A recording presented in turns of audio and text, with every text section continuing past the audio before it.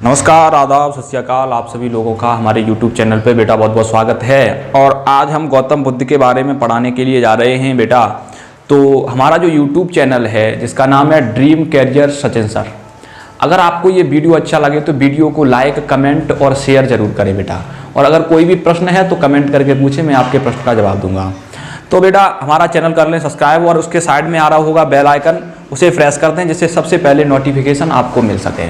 तो बेटा हम आज गौतम बुद्ध के बारे में पढ़ाने के लिए जा रहे हैं कि गौतम बुद्ध का जो जन्म हुआ था, जैसा कि आप बोर्ड पे पीछे लिखा देख रहे होंगे कि गौतम बुद्ध का जो जन्म हुआ था वो हुआ था बेटा 563 ईसा पूर्व में, बर्थ ऑफ जीसस क्राइस्ट या बिफोर द क्राइस्ट, यानी ईसा मसीह के जन्म से 563 साल पहले जन्म होता है किसका? गौतम बुद्ध का, सिद्धार्थ का, जो बाद में ज्ञान प्राप्ति के बाद गौतम बुद्ध बन गए। और बेटा इनका जो जन्म स्थान है वो है बेटा लुम्बिनी। कहाँ पे? लुम्बिनी। लुम्बिनी नामक स्थान में एक गौतम बुद्ध नाम के एक लड़के का जन्म होता है जो आगे चल के गौतम बौद्ध धर्म का संस्थापक, द लाइट ऑफ एशिया कहा जाता है। तो बेटा उनका जो नाम था शुरुआत में, जन्म के समय जो नाम था वो था बेटा सिद्धार्थ। गौतम बुद्ध का जन्म जब हुआ था उस समय इनका नाम क्या था? बचपन का नाम क्या था? चाइल्डहुड नेम्स क्या था? सिद्धार्थ। पिता का जो नाम था वो था बेटा शुद्धोधन, और शुद्धोधन जो थे वो कपिल वस्तु के शाक्य कुल के मुखिया हुआ करते थे बेटा। इनका जो कुल था वो था शाक्य। कौन से कुल में पैदा हुए थे? शाक्य कुल में पैदा हुए थे। इनका जो गढ़ था वो था बेटा जात्रिक। क्या था? जात्रिक। इनकी जो जाति थी वो थी बेटा क्षत्रिय। कौन सी जाति में पैदा हुए थे? क्षत्रिय जाति में पैदा हुए थे। इनका गोत्र क्या था? इनका गोत्र था बेटा गौतम। इनका गोत्र क्या था? गौतम गोत्र था। भविष्यवाणी करी गई थी इनके पिता के सामने। ये कहा गया था कि या तो तुम्हारा बेटा बहुत बड़ा संत बनेगा या बहुत बड़ा राजा बनेगा। तो वो जो भविष्यवाणी करी थी बेटा कालदेव ने। इनकी एक माता का जो नाम था महामाया जो थी इनके जन्म के 7वें दिन खत्म हो गई। महामाया जो थी वो इनके जन्म के 7वें दिन खत्म हो गई। महामाया जब इनके जन्म के 7वें दिन खत्म हो जाती हैं तो इनके पिता ने इनकी मौसी के साथ में शादी कर ली, जिनका नाम था बेटा प्रजापति गौतमी। और प्रजापति गौतमी ने ही इनका पालन पोषण किया। किसका? गौतम बुद्ध का। गौतम बुद्ध का पालन पोषण किसने किया? प्रजापति गौतमी ने। इनकी एक बहन थी जिनका नाम था बेटा चंदा, और इनका जो चचेरा भाई था जिसका नाम था देवदत्त। इनका एक घोड़ा भी था। भाई राजा का लड़का है तो घोड़ा तो होगा ही। घोड़े का नाम था कत्थक। क्या नाम था बेटा? कत्थक नाम था। इनका एक सारथी था जो इनके साथ हमेशा रहता था, जिनका नाम था बेटा चन्ना। क्या नाम था? चन्ना। इनका 17 साल की उम्र में इनकी शादी कर दी गई। पत्नी का नाम था यशोधरा। यशोधरा का ही नाम था गोपा का ही नाम था भद्रकच्छा। यानी यशोधरा के 2 और नाम थे, इनका नाम था गोपा और भद्रकच्छा। इनका एक पुत्र था जिसका नाम था बेटा राहुल। क्या नाम था?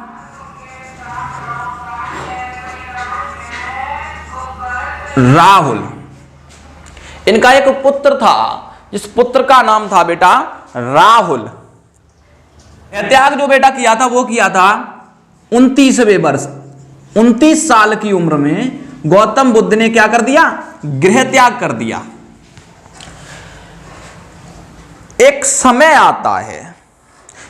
आता है कि गौतम बुद्ध जो हैं वो ये कहते हैं कि हम अपनी राजधानी को घूम करके देखेंगे। तो राजा शुद्धोधन राजा शुद्धोधन ने कपिल वस्तु को यानी लुम्बिनी को इस तरह से सजा दिया कि हमारा लड़का ये न जान पाए कि कोई भी दुख भी होता है। तो फिर भी चन्ना के साथ में घोड़े पे चढ़ करके, रथ पे चढ़ करके जब पूरे अपना शहर देखने के लिए जाते हैं गौतम बुद्ध, तो गौतम बुद्ध को 4 दृश्य दिखाई देते हैं। पहला दृश्य क्या था? एक बूढ़ा आदमी है जो बेटा शरीर से बिल्कुल दुबला पतला हो चुका है, और एक बीमार आदमी है जो बेचारा बीमारी से ग्रसित है। एक मरा हुआ व्यक्ति यानी एक शव यात्रा उसने जब देखी, गौतम बुद्ध ने जब शव यात्रा देखी तो बेटा चन्ना से पूछा कि ये क्या है।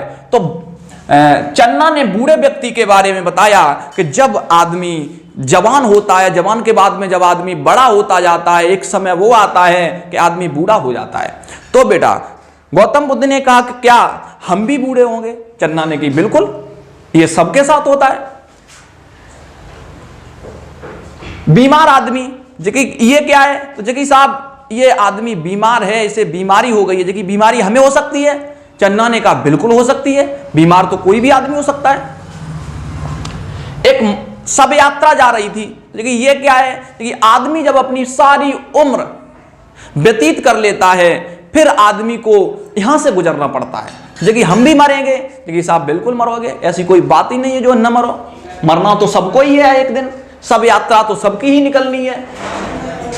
उसी समय थोड़े जब आगे बढ़ते हैं तो वो देखते हैं कि एक ब्राह्मण बिल्कुल नो टेंशन में, कोई टेंशन नहीं है, राधे राधे जपता हुआ, नारायण नारायण जपता हुआ ब्राह्मण आगे बढ़ता है। तो ब्राह्मण के बारे में गौतम बुद्ध पूछते हैं कि वो भी व्यक्ति परेशान था, मरा हुआ आदमी भी, उसके पीछे भी लोग रो रहे थे, एक बूढ़ा आदमी था वो भी परेशान था, लेकिन ये महात्मा जी हमें बिल्कुल खुशी मालूम पड़ते हैं, निश्चिंत मालूम पड़ते हैं। ये क्या है चन्ना? जो सांसारिक सुखों को जो त्याग करके और भगवान के भजनों में लीन हो जाता है तो बेटा उसे फिर कोई टेंशन नहीं होती।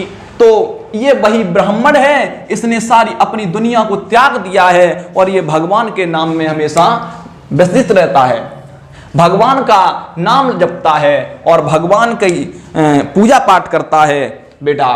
तो यहीं से गौतम बुद्ध ने सोच लिया कि अब हम क्या बनेंगे? महात्मा बनेंगे, यानी महान आत्मा बनेंगे। तो आधी रात के समय पे महात्मा बुद्ध ने क्या किया है कि अपना घर त्याग दिया और एक नदी है, उस नदी पे पहुंचे जिसका नाम है बेटा अनोमा नदी।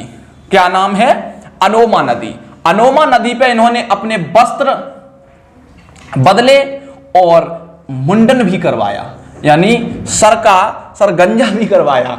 मुंडन कौन सी नदी पे करवाया था बेटा? वो था अनोमा नदी। इन्होंने प्रथम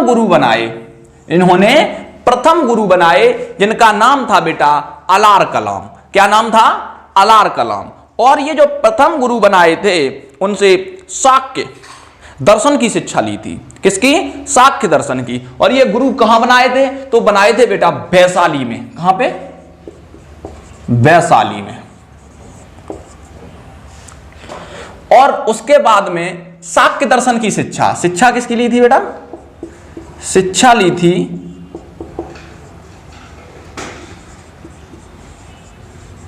शाक्य दर्शन।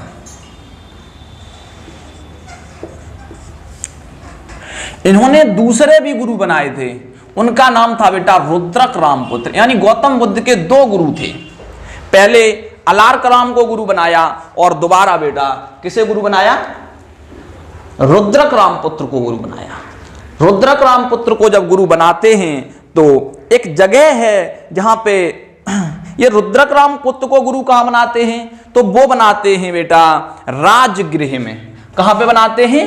राजगृह में। ये प्रथम गुरु जो बनाते हैं वो वैशाली में बनाते हैं और दूसरे गुरु जो बनाते हैं वो राजगृह में बनाते हैं। राजगृह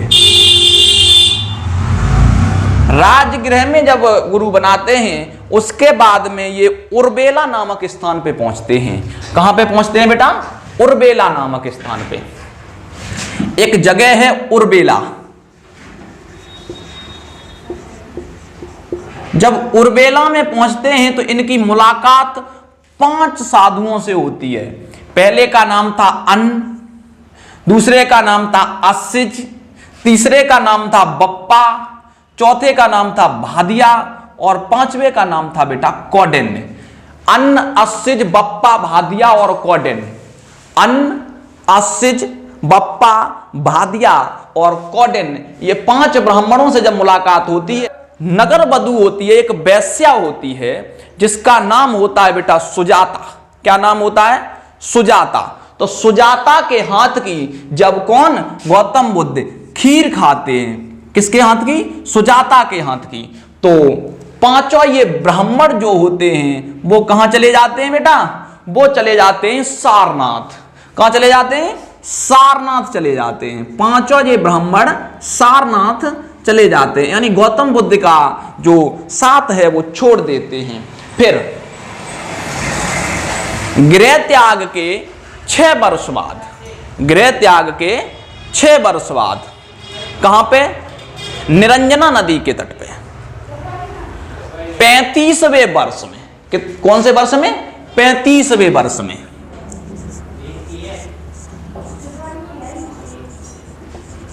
35वें वर्ष में इन्हें किसकी प्राप्ति होती है?